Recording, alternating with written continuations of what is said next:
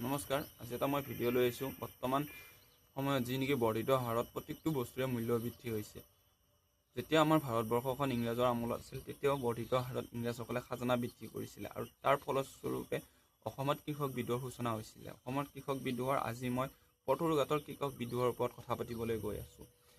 1894 জানুৱাৰী মাহৰ পৰা কৃষকসকলে একগোট হৈ ৰাইচ মিল অনুষ্ঠিত কৰিছিলে। মঙলদৈ মহকুমাৰ কলাইগাঁও, চিপাঝাৰ, মঙলদৈ আৰু পথৰুঘাটৰ বৃহত্তৰ অঞ্চলৰ কৃষকসকল জাতি ধৰ্ম বৰ্ণ নিৰ্বিশেষে ৰাইচ মিল অনুষ্ঠিত কৰাই নহয়, ব্ৰিটিছৰ খাজানা সংগ্ৰহতো বাধা সৃষ্টি কৰিছিলে আৰু এই উদ্দেশ্যে তেওঁলোকে জানুৱাৰী মাহৰ 26 তাৰিখৰ পৰা 28 তাৰিখলৈ তিনিদিনীয়া ৰাইচ মিল অনুষ্ঠিত কৰাৰ সিদ্ধান্ত লৈছিলে পথৰুঘাটত।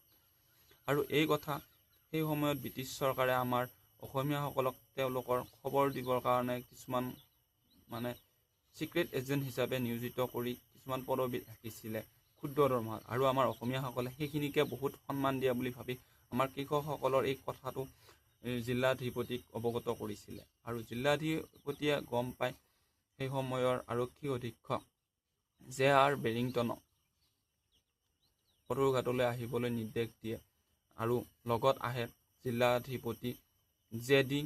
এণ্ডাৰছন আৰু আৰক্ষী অধীক্ষক J.R. বেৰিংটন আৰু লগত পুলিচ লৈ। এতিয়া কথা হ'ল কি, আমাৰ চৰকাৰে মূল্য বৃদ্ধি কৰিছে, আমাৰ কি মাত মাতিব এইটো কাৰণে পৰা নাই নেকি? আঁচনিৰ কাৰণে।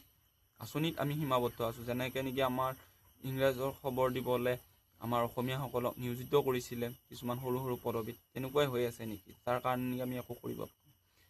সেই উদ্দেশ্যে আহিলে 27 তাৰিখে আহিলে। 28 তাৰিখে ৰাতিপুৱাৰ ভাগত প্ৰায় 200জন কৃষকৰ যিসকলে নেকি খাজানা দিবলৈ আমন্ত্ৰিত হৈছিল, তেওঁলোকৰ বয় বস্তুবোৰ কাঢ়ি ল'লে। সেই বয় বস্তু কাঢ়ি লোৱাত কৃষকসকল ক্ষোভিত হৈ আৰক্ষী অধীক্ষক বেৰিংটন চাহাবক আগুৰি ধৰে আৰু বেৰিংটন চাহাবে কোনোমতে সাৰি জিলাধিপতিয়ে আশ্ৰয় লৈ থকা জিৰণি কোঠাত গৈ ঘটনাৰ সবিশেষ বুজ